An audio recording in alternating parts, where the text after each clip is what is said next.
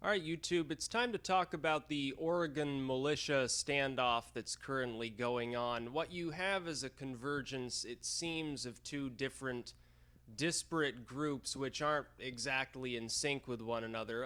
In the news, all you're seeing are Bundy, that's Cliven Bundy's sons, taking over a wildlife refuge with some 150 other armed militiamen. That's all you're really seeing, but previous to this, the struggle that's going on there was really over land usage involving completely different ranchers. Apparently, they were leasing land, including some federal land on the fringes of these plots that they were leasing. They were said to have some sort of poaching operation going on and then, burn some of this land to destroy evidence of that. They claim, of course, that's nonsense. They burned the land for some other reason. And so essentially, the federal land got somewhat charred by their little arson or fire making operation, as you may term it. And what happened was that because some of this federal land got scorched by their fire, they brought them up on terrorism charges. It wasn't like arson charges or you violated the burn permit and so we're going to fine you $500. It wasn't charges like that. They're saying that they need to be in jail for 5 years. That does seem excessive for what the government apparently hasn't really proven to be anything other than a mistake, or a burn that didn't involve a proper permitting process. It was leased land. I mean, they don't own the land; it's leased land, so I can understand that argument from the government. It was the Hammond family involved with that, and they've already come out and said that they don't have any ties to the Bundy Ranch stuff, don't really want Cliven Bundy or his sons' help. But then the Bundys have come in and they've actually taken up arms and now occupied a federal building some distance away. I guess in solidarity with these two ranchers that are now going to have to turn themselves. The funny thing is, they went to prison, they served time, they got out, and now the government is essentially saying, no, they need to serve more time because they didn't serve enough before, and you need to turn yourselves in. That does seem odd to me, and I would say for something involving a few hundred acres of land that were improperly burned, 5 years is quite a stiff sentence.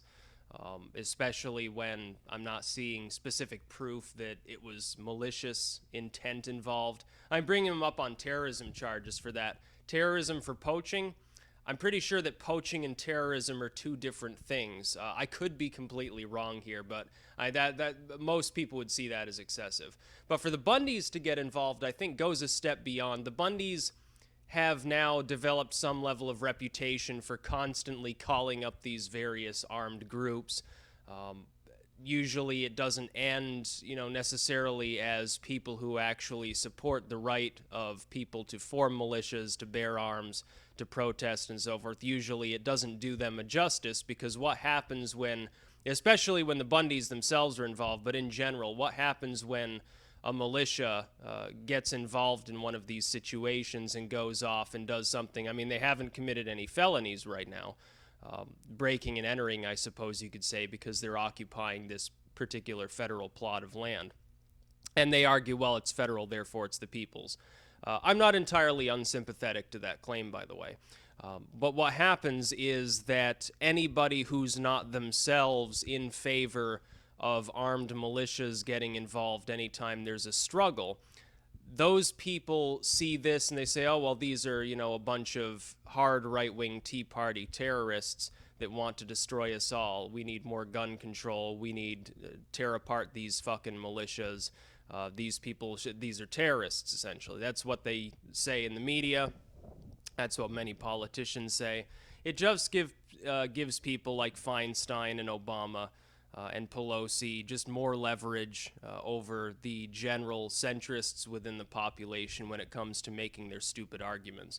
Because it really makes anybody, you've got to understand, the media has conflated sort of the camouflage wearing, assault rifle toting actual militiamen with their ham radios and their survival gear, has managed to convince a segment of the population that that is the same thing as a person who simply owns a firearm, that anybody who's interested in preserving the Second Amendment is one of these individuals who are seen by the mainstream as trigger-happy, potentially violent individuals. It doesn't matter if they're entirely peaceful. So far, the Bundy sons and the militia they're currently involved with have not threatened anybody.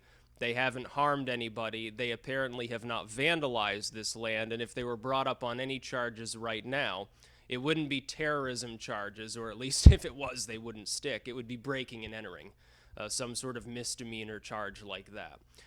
So that categorization of this group as extreme and violent may not necessarily be accurate, and it may not be a proper legal argument, but that's how it's going to be spun. They really shouldn't be involved in this when the family of the people involved in the original case that the Bundys are now throwing themselves into don't want them there. They don't want their help. They want to do their own thing.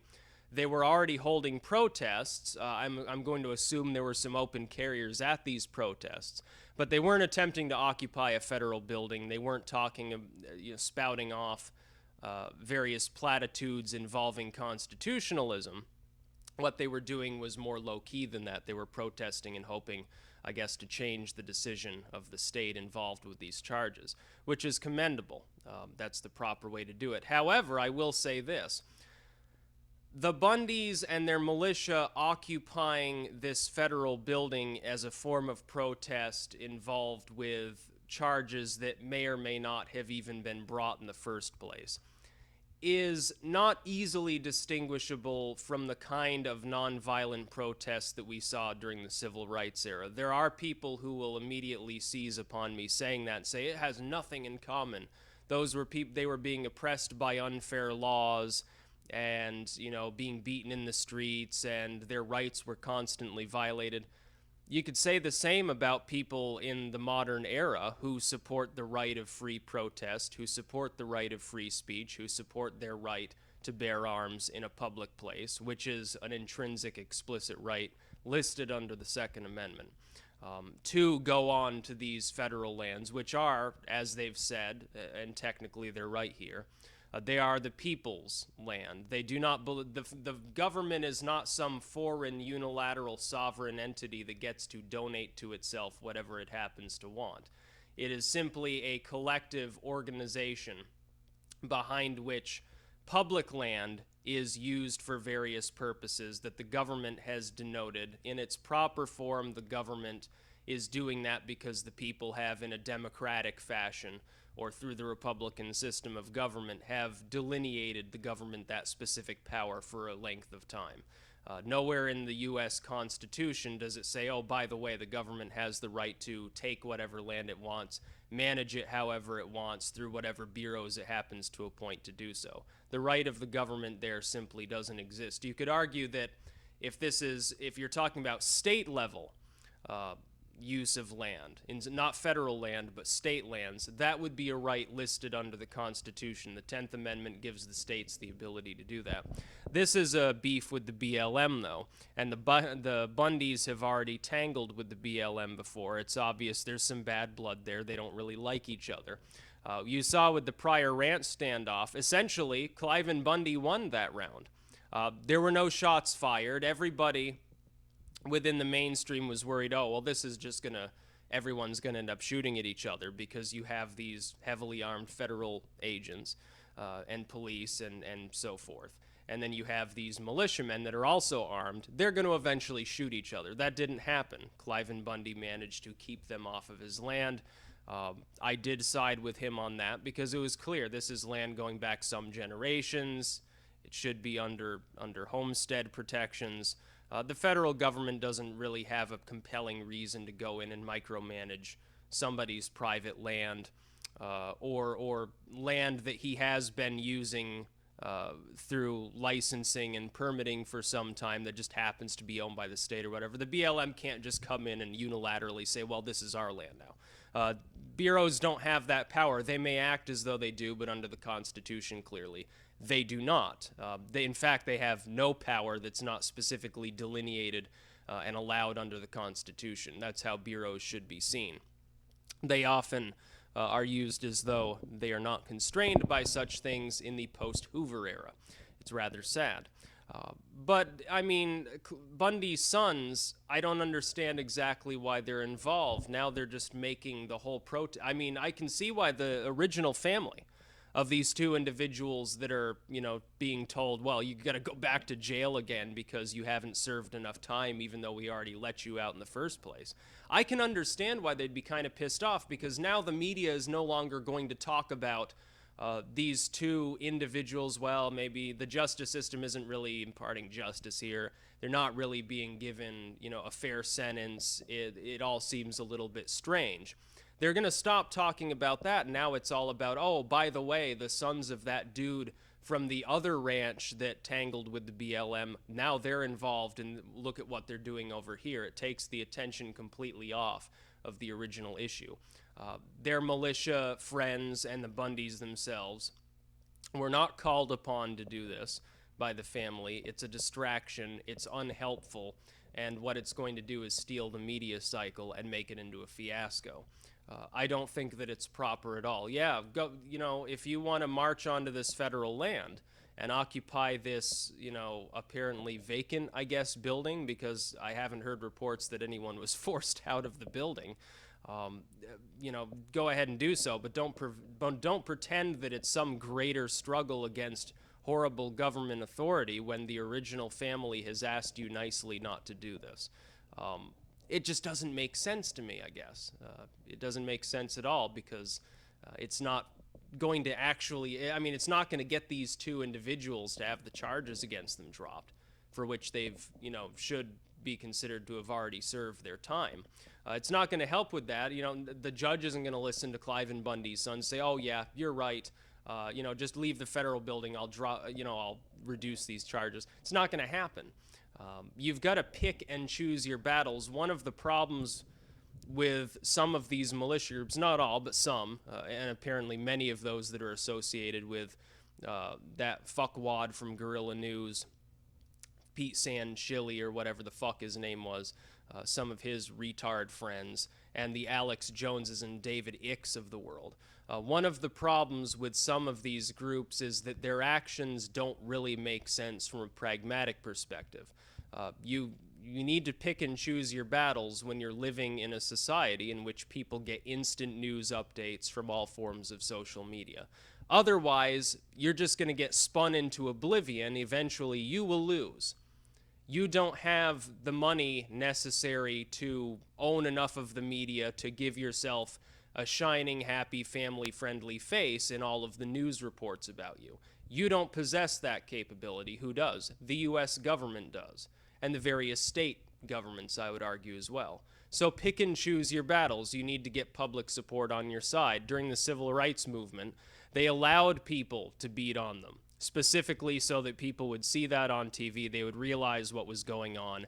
It would be in the news. There was no real way to spin it. At that point, it just looked like the government, specifically state groups for the most part, were treating people in a barbaric manner. It caused them to lose support. That's why the civil rights era eventually swung heavily in favor of equal rights. If you want to ensure constitutionalism, if you want to once and for all put this issue to rest, so that people in the future don't have to continuously fight for their right to protest, because, permits for protesting, that's unconstitutional to my mind. Speak freely. Own whatever weapons they deem necessary to defend themselves, wield those weapons openly or in a concealed manner without getting a permit, also, to my mind, unconstitutional. You have to keep in mind the reaction, not of people that are already friendly towards you. You don't have to worry about the reaction of Tea Partiers and, gun-friendly evangelical states towards these actions. What you have to worry about is the mainstream core of the culture itself. The nonpartisan, centrist, so-called moderate core of the United States is going to look at this story, and they may have been on the side of the two ranchers to begin with. They're not going to be anymore. They're going to look at this and they're going to call these people terrorists. That's what's you may not agree with that assessment. It doesn't matter. You're constitutionalists and libertarians and stuff. You don't see a problem because you haven't actually shot anybody yet. I don't personally care. But most people in the mainstream, the pearl clutchers especially, they're going to have a field day with this. They're going to look at this and they're going to say, well, another group of white racist terrorists taking over a piece of federal land, and we don't want them there. We should send in the National Guard to air these fuckers out. Let's make it another Waco. That's what they're going to call for. There will be a lot of people that call for direct intervention, and that would be a sticky situation because it's not like the Bundy Ranch where you're talking about we're claiming ownership directly of this land, belongs to Bundy or it's leased by Bundy or whatever. We're just roaming around on it freely, keeping these agents in check that are now not on federal land, they're on Bundy land or whatever, or they're on literally public land that's not directly claimed by the federal government. That's a little bit different from going to a federal building built with taxpayer money, occupying that piece of land and expecting people to support you. Most people will not be on board with that. So you need to tread carefully. Much like you would say to the government or to any oppressive force, don't tread on me. Most people in the mainstream will see this as you treading on them. Now, they may not have an actual horse in the race when it comes to the usage of this plot of land. They've probably never seen it. They've probably never been there. They may not even know what it's used for. But they are going to feel personally victimized by the militia that happens to be present there because the media will tell them, oh, your taxpayer money funds this land, and look, these private citizens, these terrible white gun-toting racists, are now taking and vandalizing your land. That's exactly what they'll tell them. And they'll believe it. They'll eat it up. So you need to be careful.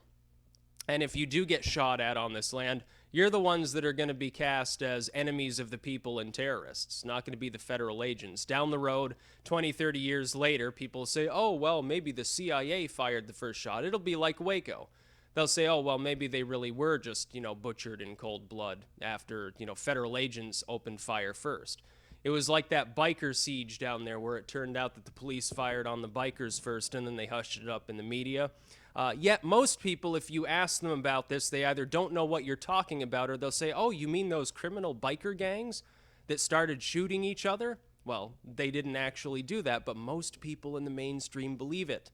You've got to be careful because the government is expert at engineering scenarios to their advantage and then using the media, which is complicit, to do the same. So be careful.